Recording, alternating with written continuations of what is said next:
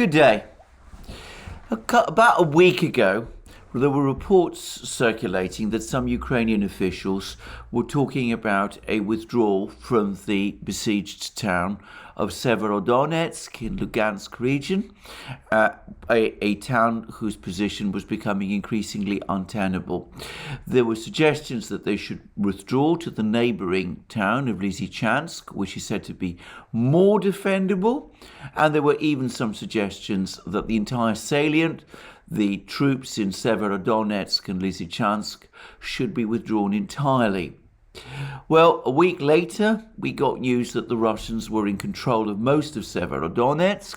The Ukrainian troops seemed to have fled from the eastern and central areas, and that they'd pulled back to the industrial zone, in effect to the Azot chemical factory. And then yesterday, we got further reports that instead of pulling back, as many people had been expecting that they would do, and as some Ukrainian officials have advised, instead of pulling back, the Ukrainian military in Severodonetsk and Lysychansk has instead attempted a counterattack in Severodonetsk. Now, this seems, on the face of it, extremely strange, and we had a report from Reuters about this. The attack, which was presumably intended to be timed with the 100th anniversary of the war, was supposed to show recapture of large amounts of Severodonetsk by the Ukrainian forces, presumably strengthening the impression that Ukraine has the Russians on the run in this area. And Reuters was clearly invited to send its reporters to Severodonetsk. And some was trying to get there from the Donbass side using vehicles provided by the militia, except that those vehicles appear to have been targeted and hit by, I presume, Ukrainian shells, so that some of the people who were accompanying the Reuters journalists were killed, and the Reuters journalists themselves were injured. And then there was a further attempt to send in journalists, Reuters journalists, from the other side of the battlefield, from the Ukrainian side. And the Reuters dispatch speaks of these of the vehicles speeding across a motorway, a road littered with burnt-out armoured vehicles. It doesn't say whose armoured vehicles, by the way, and of a wounded Ukrainian soldier in the back of the car. And sure enough, the Reuters journalists did find their way to Severodonetsk and did report that there were Ukrainian troops still fighting there, but the report doesn't say in what part of Severodonetsk or how much of the town Ukraine actually controls, but it does seem indeed that the fighting is extremely fierce. Now, from the Russian side, the reports are that this was an attempt by Ukraine to enlarge, to regain control of some of the residential areas close to the Azot factory. And the Russians also say that large numbers of foreign volunteers were involved on the Ukrainian side in this counterattack. And this seems to be in part corroborated by the Reuters dispatch, because it's interesting that the only Ukrainian soldier that Reuters appears to have interviewed in this fighting was not a Ukrainian at all, but an ethnic Georgian, a Georgian volunteer who spoke bravely about fighting on until victory, even if that takes a whole year. So it seems that the Ukrainians, instead of trying to pull back from Severodonetsk, are intent on putting up a fight. They're throwing away more men into this battle, and the latest reports is that the remaining bridges between linking Severodonetsk to Lysychansk across the Seversky Donets River are being shelled and destroyed by the Russians, which suggests that the Russian plan is to trap these troops who are counterattacking in Severodonetsk. And I've been hearing also that the reports are coming through that there's massive Russian artillery fire on these counterattacking Ukrainian troops, and that the Russians are probing other areas around Lysychansk to try to encircle Lysychansk. And there's also reports that the Russians are pressing forward in other parts of the northern Donbass. They're increasingly approaching Bakhmut, the main center, rear base of the Ukrainians in this part of Donbass, and also that they've now largely gained control of a town called Svyatogorsk, though there is still fighting going on with Ukrainian troops now stationed in the Svyatogorsk monastery, which is, by the way, an important center of Russian Orthodoxy. So a battle still going on in Donbass, heavy losses, Ukrainians launching what looks like a hopeless counterattack, reinforcing failure. I'm not a military person, perhaps I'm wrong, perhaps the Ukrainians will be able to recapture Severodonetsk, but it doesn't seem to me at all likely. And some of you who've been following my programs will remember that just a few days ago, perhaps I think it was the day before yesterday, I read out a statement, a discussion about the battle in Severodonetsk from a Russian blogger who clearly has some kind of military understanding of the war. And this person was saying that capturing Severodonetsk and Lysychansk, though that might be good for Russian morale, it would not ultimately be what the Russians are wanting to achieve.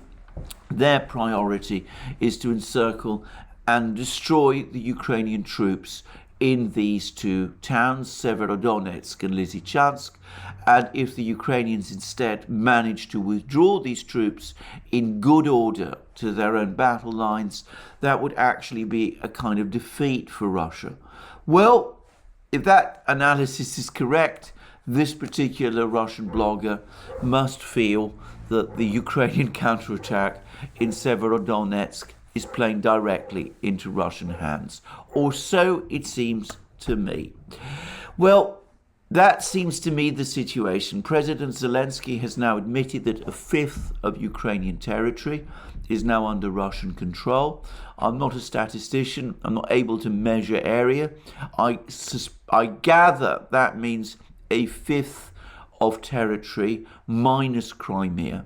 So it would be a fifth of the territory that that Ukraine has controlled or has nominally controlled since 2014, when it lost Crimea. And that compares with the situation at the start of the war, when Ukraine when the Russian-backed forces in Donbass, the militia in Donbass, controlled 7% of Ukrainian territory. So it's trebled. And Ukraine is holding the Russians back, or trying to, at the cost of enormous losses. And President Zelensky now admits that Ukraine is losing 600 men, 100 dead, 500 wounded every day in the battles in Donbass. I saw a report, I think it was in CNN, which admitted that Ukrainian losses may be at least double that figure. Others put it, of course, higher still. The Russian Ministry of Defense put it much higher. I mean, I'm not going to guess, but there's no doubt at all that Ukraine is paying a terrible loss for continuing to fight in this kind of way.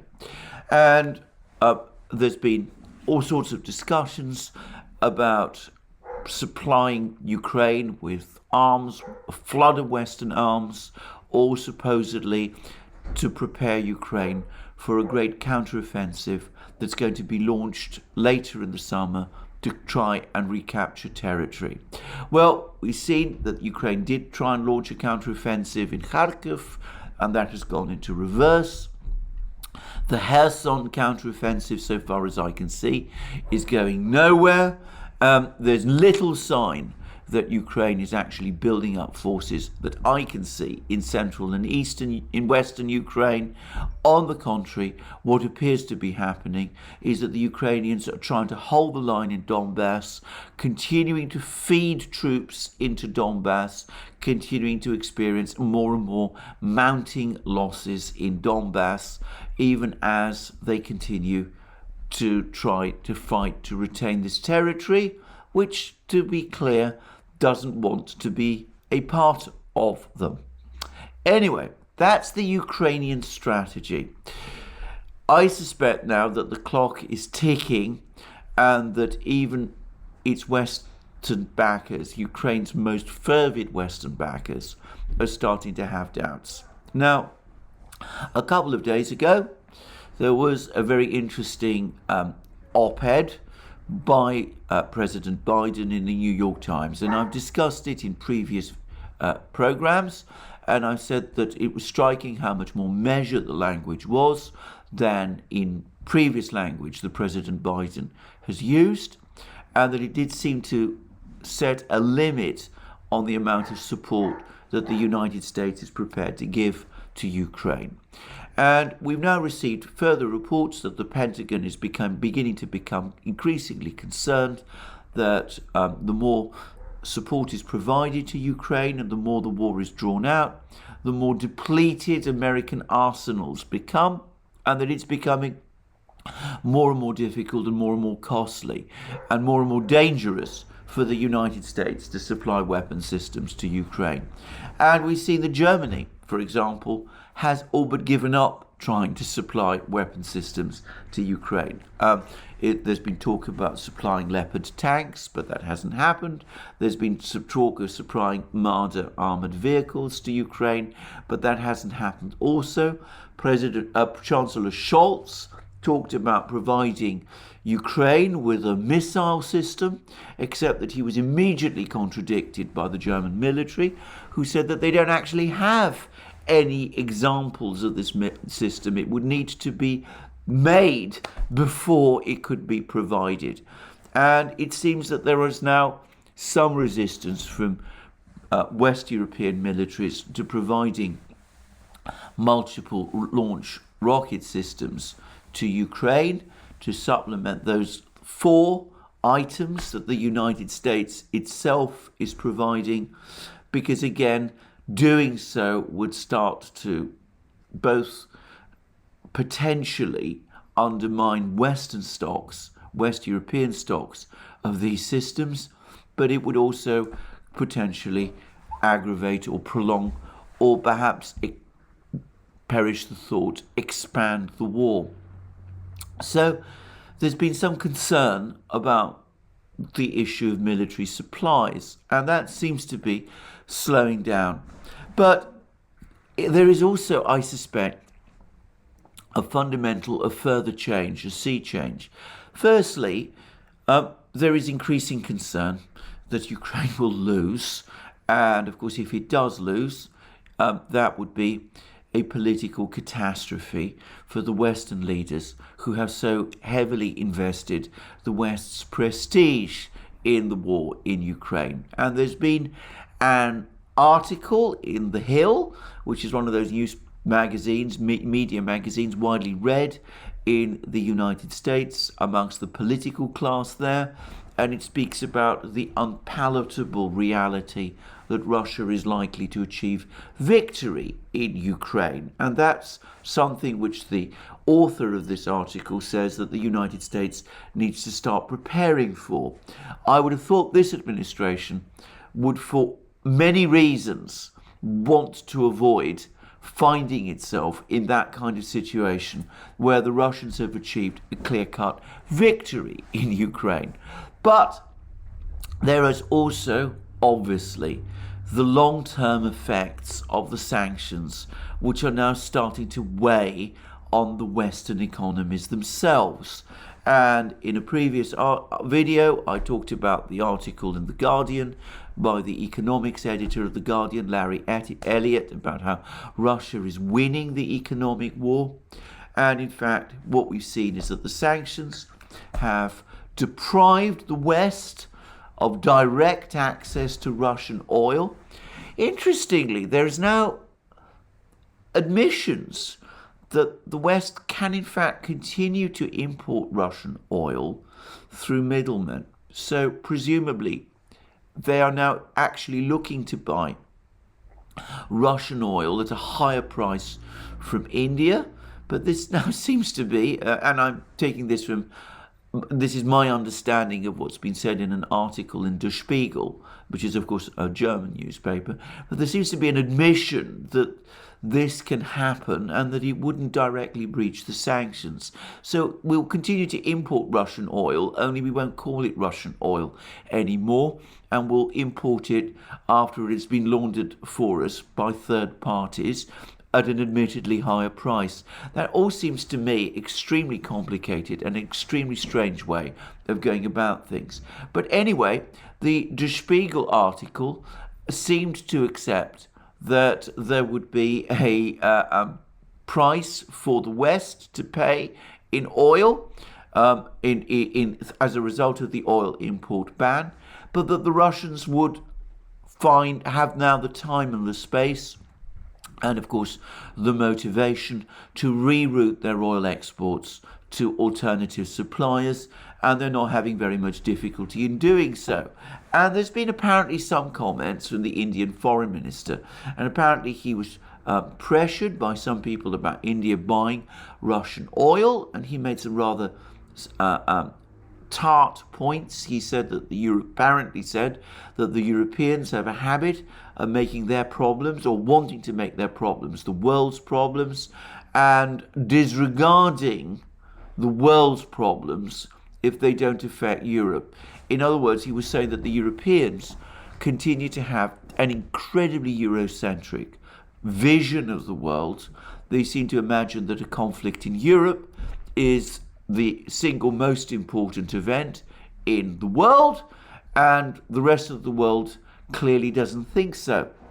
And that was, or so it seemed to me, essentially the Indian foreign minister saying that India doesn't anyway indeed intend to step up its purchases of Russian oil, and is presumably looking to enter into a long-term relationship as an energy importer with Russia.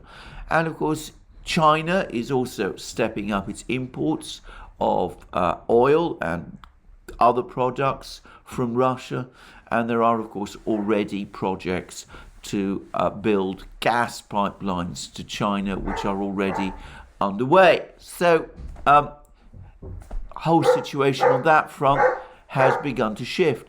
And as I discussed in my previous program, the chairman of the African Union, the president of Senegal, has been in Russia. He's had a meeting with President Putin of Russia. They've talked about how the Russians can help Africa with wheat and food imports. And it was quite interesting to see that the president of Senegal also appeared to blame the sanctions, the EU's and the West's sanctions, for Africa's food difficulties.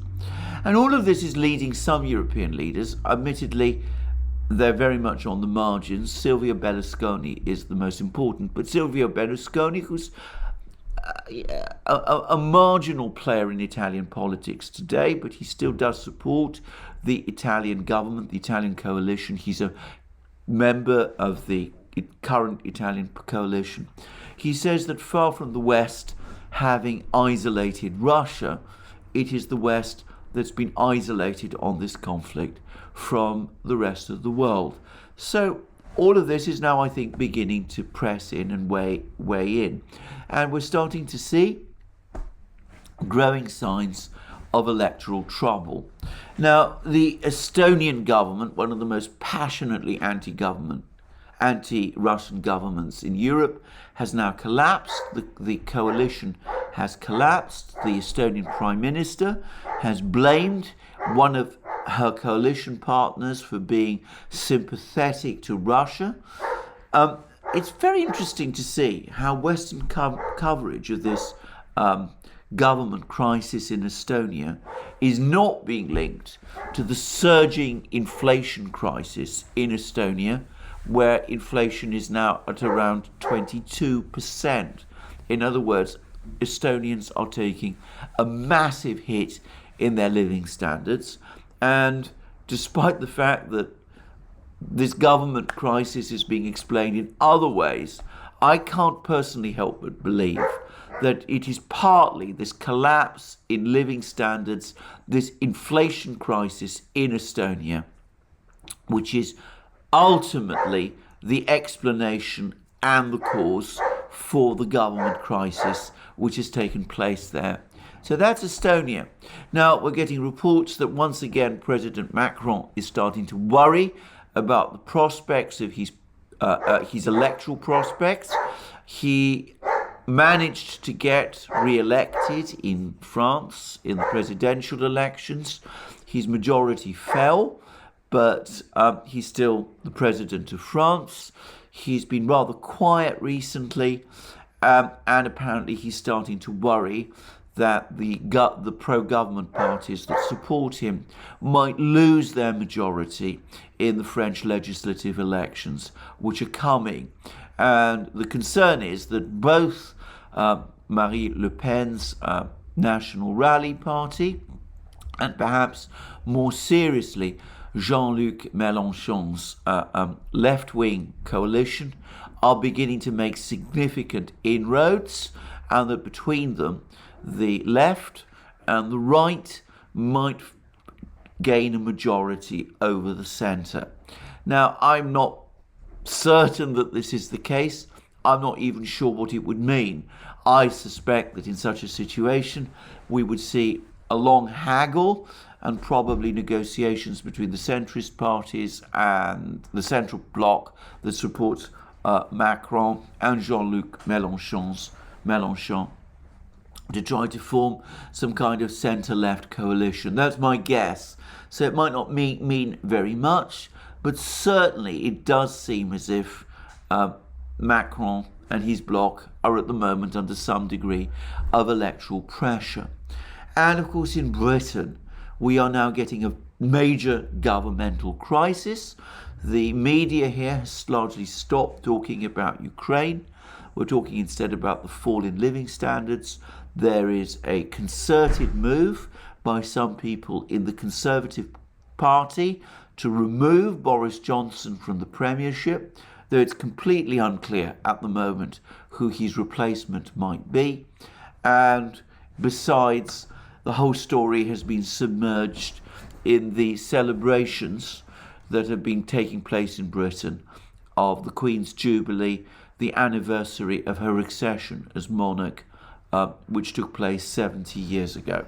So a governmental crisis escalating in Britain, and of course we also see fracturing problems in the United States, where the Democrats are worrying about major losses to the Republicans in the midterms, and where the Republican leadership in Congress may be starting to worry that the Trump wing of the Republican Party is starting to make inroads and is starting to win an uncomfortably large number of Republican primaries, and where opinion generally amongst Americans seems to be turning against further support for Ukraine. Last but not least, there's Germany. And here also one senses that the mood is starting to sour on support for Ukraine as the economic problems mount. And again, there's talk that the coalition government cobbled together by Olaf Scholz after the election last year, that too is beginning to fracture. and I'm now starting finally to read reports that the days of this particular government may be numbered. Though again, what kind of government would take over, it's difficult to try to guess. Anyway, the long and the short of all of this is that perhaps unsurprisingly, there are now rumours, and at the moment they are only rumours, that the United States, Britain, and the EU are now in discussions with each other about a possible way out of this war, that they're looking for an off-ramp. And we've talked about this in earlier programs. We discussed this in our discussions on the Duran, including our most recent live stream with Jacob Dreisen of the Dreisen Report, that they're now starting to try and search for an off-ramp. And there appear to be discussions about an Italian idea, a peace proposal, which would seek some kind of a ceasefire, which would look for some kind of negotiated settlement to the Ukrainian conflict, and which would then offer the Russians, this being the bait that's being used to win over the Russians, some kind of negotiation towards disarmament and some kind of security arrangements for Europe. It's all very much like some of the ideas that Emmanuel Macron was floating just before the war started, and which didn't seem to get much traction in the West at that time, and which I have to say the Russians were completely unimpressed by. But Macron, perhaps using his Italian friends as the people to put these ideas forward, he seems to be trying to revive these ideas, and he's now come up with a statement that even though Russia made a mistake by starting the war, it is important not to humiliate Russia, and that's why we need to have peace, which is an odd way of saying that we need to have peace because things are not going particularly well for ourselves. Also, it seems to me. Anyway, the trouble is, these proposals that are being floated around are not of a sort that I think the Russians would accept. Firstly, they still seem to find it very difficult to acknowledge the reality, the political reality, that Crimea is now part of Russia. Apparently doing that is something that the Western governments find impossible to concede politically. And of course, inevitably, the status of Donbass itself is now up for, they're not prepared, it seems, to discuss this. Apparently, the one thing that they're now edging towards is accepting that Ukraine will be neutral, must be neutral in future. Now, of course, if they'd accepted that before the war, in all those prolonged discussions and negotiations which were taking place in December and January, well, probably no war would have happened. They are now, however, coming round to that. They seem to think that if they accept this now, the Russians will somehow end the war on that basis. I don't think that the Russians are interested.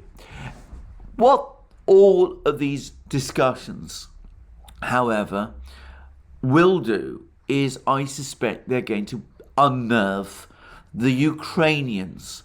Now, according to CNN, which is our major source for information about these tentative discussions that the Western powers are holding with each other, according to CNN, Ukraine itself is not participating in these discussions. Now, that doesn't surprise me because so far the Ukrainians themselves have shown little interest in negotiating with Russia. They stopped negotiating since the debacle of Istanbul. Now, in Istanbul, Ukraine did make major moves towards meeting the Russian demands. They accepted that Ukraine would be a neutral state. They accepted that the security guarantees that they would be looking for to cover Ukraine, to ensure Ukraine's protection, would come from a group of guarantor states, including Russia itself, but that they would not extend to Crimea and Donbass, appearing to take a first step to recognizing that Crimea and Donbass would leave Ukraine. And they seemed to be prepared to make further concessions about deployment of foreign troops in Ukraine, about conducting exercises with foreign troops in Ukraine. They appeared to accept that that the Russians would have an effective veto over these foreign troop deployments in Ukraine itself. It was far from being a complete surrender to the Russians, or even a step towards meeting all Russian demands. But it was a significant step in that direction, and the Russians did treat it as such. Well, the Ukrainians pulled back from that. They claimed that the reason was the discovery of the atrocities that had allegedly been carried out by the Russians in a particular town north of Kiev. By the way, you may have noticed that we're hearing a lot less about that over the recent days, but never mind. But the real reason is that they were talked out of these negotiations by the Americans and the British. Boris Johnson telephoned Zelensky and told him that negotiations that made territorial concessions to the Russians, even with respect to Crimea, was simply not acceptable. And apparently he visited Kiev and repeated this to Zelensky in person.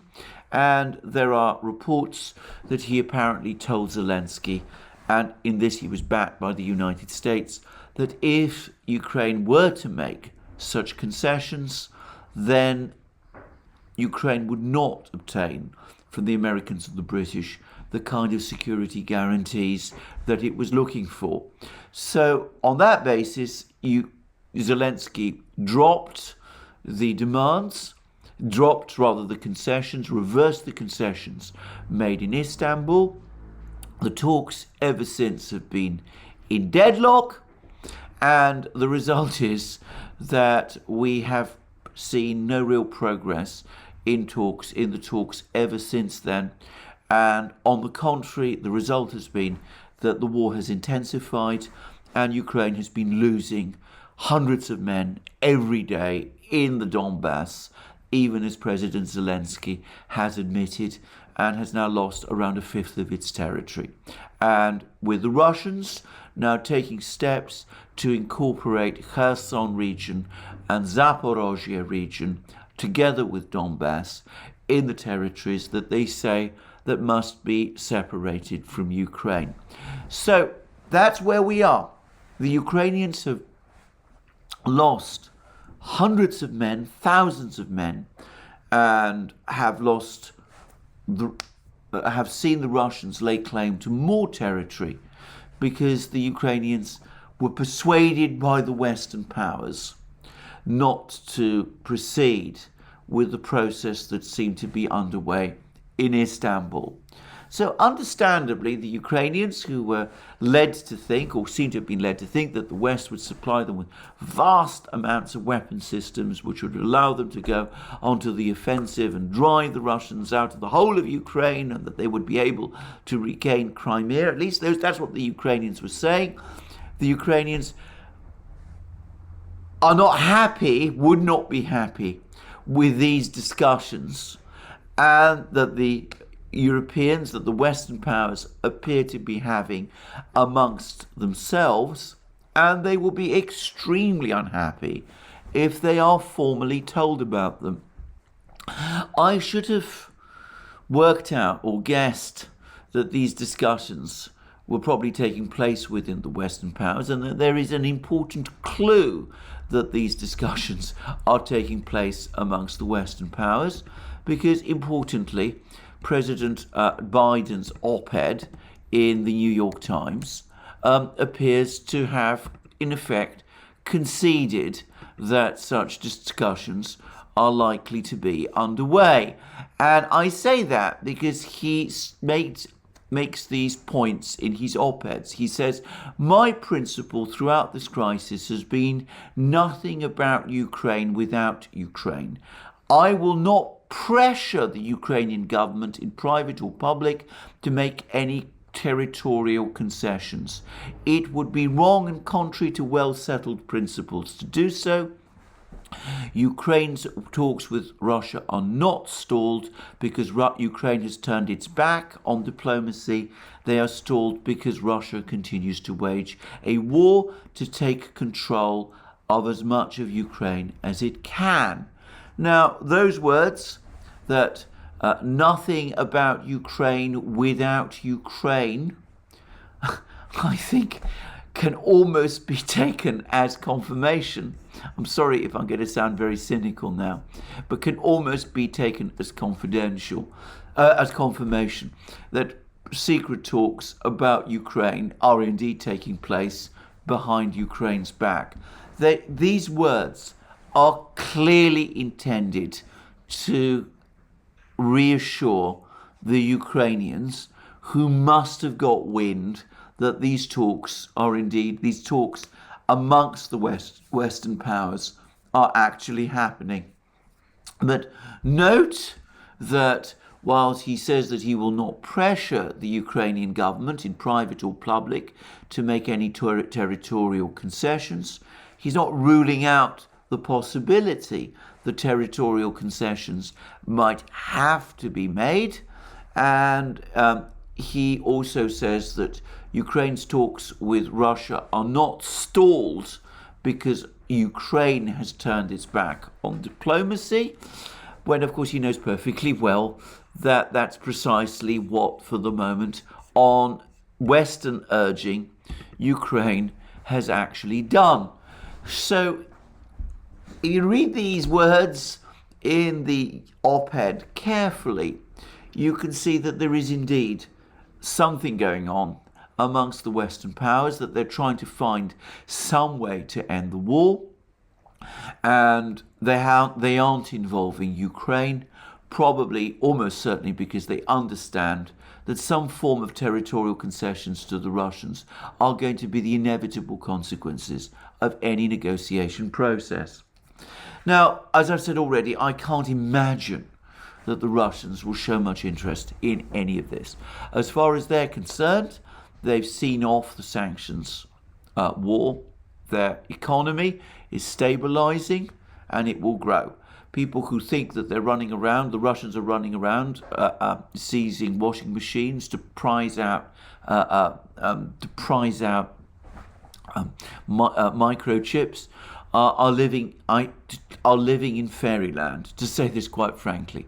Der Spiegel and Reuters both accept that the oil ban on Russia is not going to collapse Russia's economy, and Der Spiegel seems to say that the Europeans will be ending up buying Russian oil from third parties, even if it will no longer be called that, something which I've been saying is going to happen all the time. So the sanctions war has in effect run its course. It looks like it's failed. It looks like there's an acknowledgement that it's failed. It looks like at Larry Elliott's piece in The Guardian that there will have to be a deal done, that's turning out to be true. Western governments starting to understand the failure of the sanctions. They're beginning to pay a political price. They're looking for a way out. So we have these discussions. The Russians feel under no pressure in the economic front, and on the military front, they're winning the war. And they're looking at all these weapon systems that the West is providing Ukraine. And I think that these weapon systems are having the opposite effect of what the Western powers appear to think, because they're not sufficient to enable Ukraine to mount counteroffensives. They're not sufficient for Ukraine to defeat the Russian army. They're not, in my opinion, even sufficient or anywhere close to being sufficient for Ukraine to mount a successful defense.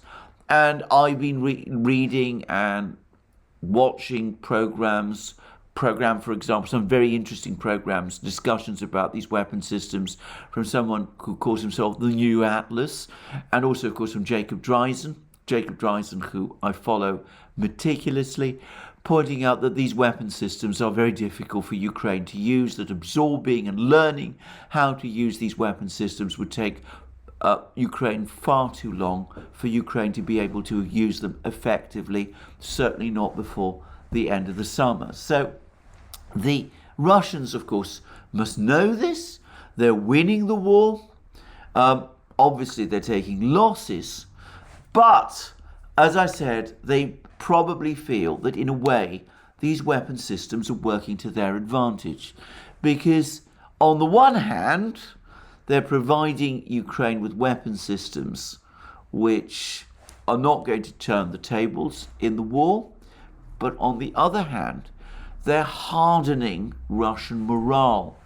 Now, I'm starting to get reports that the mood amongst Russian soldiers in Donbass has actually hardened, that they're hearing about these Western weapon systems that are being deployed against them, and they're now saying to each other that they're no longer fighting Ukraine, they are fighting NATO. That President Putin's comments at the start of the war, that this is a war to defend Russia from NATO, that's beginning to gain traction, and the presence of these NATO weapon systems is increasingly making Russian soldiers see it in those terms.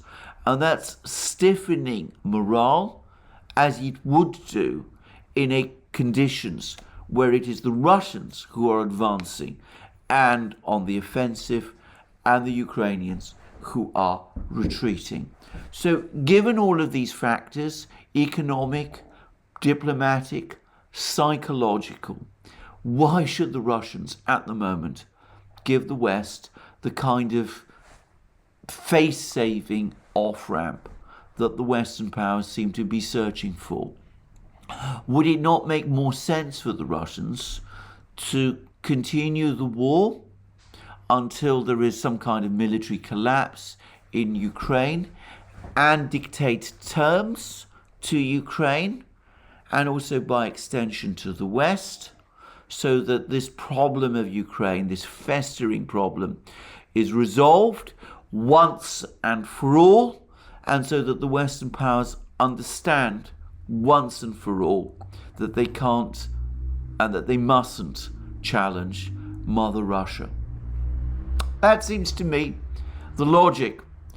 But if that's the position on the Russian side, just imagine what the response will be on the Ukrainian side, if and when the fact that the Western powers are coming up with all these discussions, and if and when the Western powers start telling the Ukrainians that they must sit down and negotiate with the Russians, contradicting all the things the Ukrainians were told back in March, what the effect of that is going to be on the Ukrainians, including those Ukrainian soldiers who are fighting on the front lines and their families, and of course the families of all those Ukrainian soldiers who have died and who have been injured.